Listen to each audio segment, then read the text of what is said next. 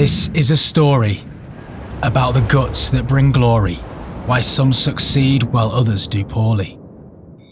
Now I don't know if you can be born with get up and go, if the courage and honour that make you distinctive are learned or earned or purely instinctive. Some people step forward, they grasp the nettle and test their mettle. Some people look ahead, they leap out of bed.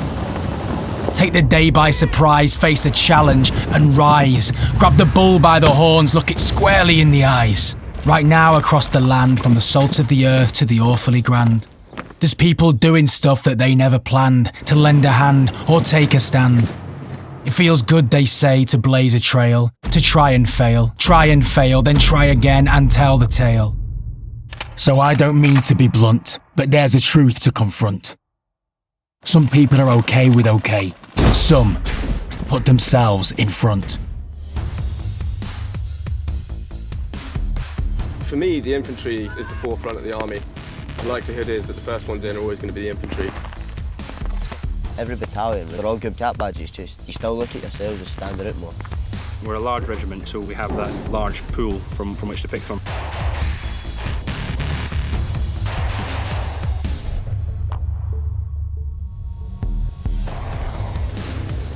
The attraction was being able to get out on the ground in the field and not being stuck behind a desk the whole time. It's the variety that drew me to it. You don't actually have to be a rifleman when you join infantry, you can be a specialist. You got all different kind of platoons. You've got the reconnaissance platoon, you got sniper platoon, javelin platoon, mortar platoon, and you get the pipes and drums platoon as well.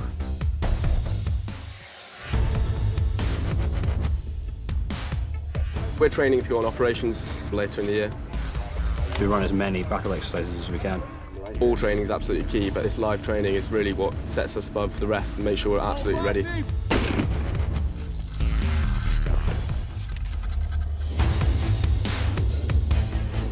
Last year I did a lot of travelling. You go places that you would never expect to go, experiencing things in different cultures and different countries. You can have a lot of fun through adventurous training, sport as well.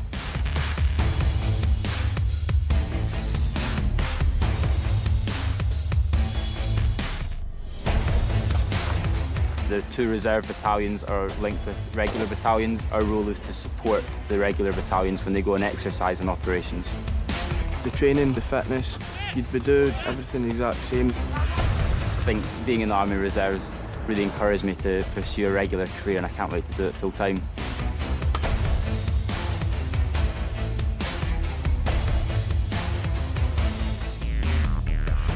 The jocks are phenomenal. They're very hard-working, they're very determined.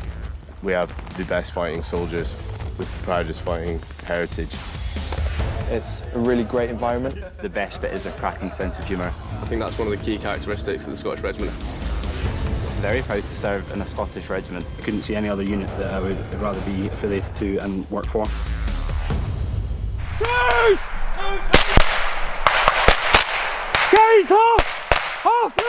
Operation Cabrit is the name of the UK operational deployment to Estonia and Poland. It's part of NATO's enhanced forward presence. So here within Poland, we're deployed as part of a light cavalry squadron group. I've got soldiers from 11 different cap badges, and we're here integrated within an American battle group. So far for us, I mean, it's really just getting to know the Polish communities a lot, going out there, showing our faces around, being able to work with other NATO allies out here, and being able to train up with them, and just really get to know each other and learn from each other, learn different tactics and things like that, and just grow more as a team out here. So we're here working with like-minded NATO forces to reassure our NATO allies across the Baltics and Poland, and also deter any adversaries. Well, so we did a quick lesson on the basics and then went into a dry rehearsal and then a bit of blank fire as well to finish off with. So we had about 25 guys in total as two troops formed together to conduct clearance of a woodblock. No, this is the first time we've done FEWAF like as a specialised sort of subject. We had Corporal Maver, who transferred in from the Free Scots, take us through it. He's got a lot of experience, this sort of thing, from his background, so he broke us down, took us through the lesson. Good.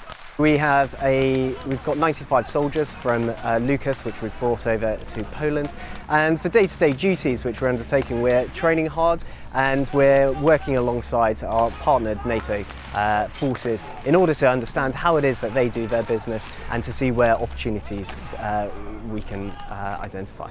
Yeah, so working with the British Army was actually really great. There was a lot of stuff that we learned from Dragoons and Balaclava that we had to use as the scouts while we were out in the field. So a lot of my guys got a lot of good experience moving out there, sneaking through the woods with them and everything.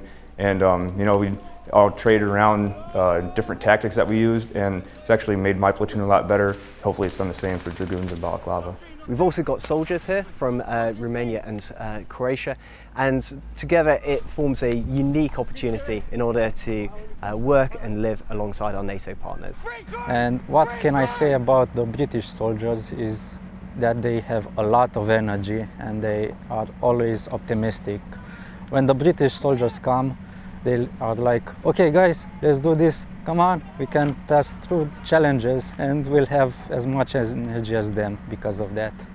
We're continuing to work upon the good progress that a squadron did within their deployment over in Poland. As we're moving forward, we're facing the challenging Polish winter months ahead of us, and as a wheeled reconnaissance unit, that's going to prove a unique opportunity. It's one we're excited for and we're ready for. The Black Bass detachment comes from a mountainous region, so they are really used to cold weather, so they'll have a lot to teach your guys. So the Polish winter, since we're obviously from Pennsylvania and more the upstate New York area, it's going to be cold, and I know that there's a lot of guys from Balaclava that have been to Germany. They say the winter's about the same, so we're prepared for it, we're ready for it, and we're ready to get out there and do some training in it.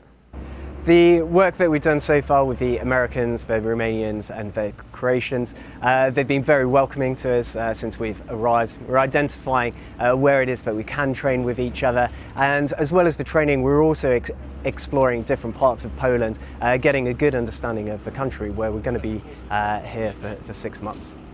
In Romania, at least the air defense troops have little time for training with the allied troops from NATO, but here we have a lot of time where we can work together with the British, with the Americans, Croatians, and besides that, during summer we had the chance to work with the Czechs, with Germany, you know, and it's really different because we can see how they train and we can tell our soldiers back home how they train so that we can implement the same rules that they have.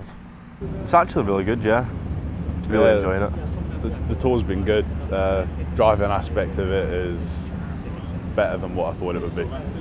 I thought it would have been a lot colder than what it was, but for like the past 2 weeks it's been pretty warm, so that's a plus for what we're doing out in the field and therefore in camp as well.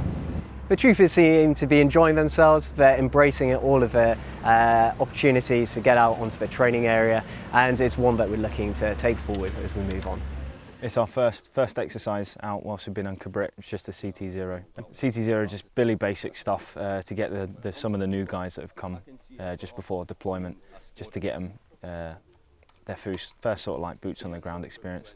And we've just covered FIWAF this morning, so fighting in woods and forests. Yeah, I think they're all settling in well. It's the way of life, pattern of life here is not so different from being back in Scotland, living in the block Monday to Friday, weekends off, a couple of exercises thrown in here and there.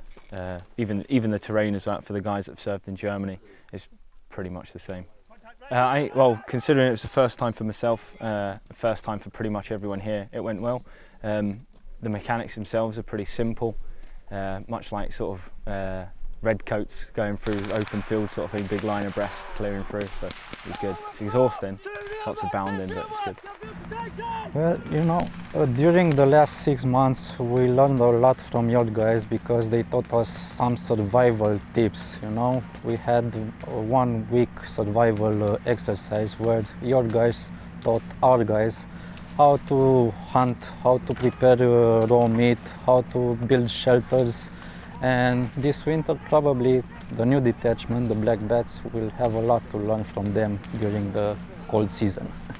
So from what I've seen for the British and the U.S. soldiers, whenever my guys had downtime, you know, they were always chatting up with the Dragoons and everything. Even before the Dragoon troop went and left, a lot of my guys went out and we had like a barbecue with them and everything. So there was a lot of bonding that was made between British and U.S. soldiers, and it actually like made us pretty happy that we had that experience, and guys made some strong friendships and everything. The squadron is thrilled to be out here as part of NATO's contribution and the UK's contribution to the enhanced forwards presence.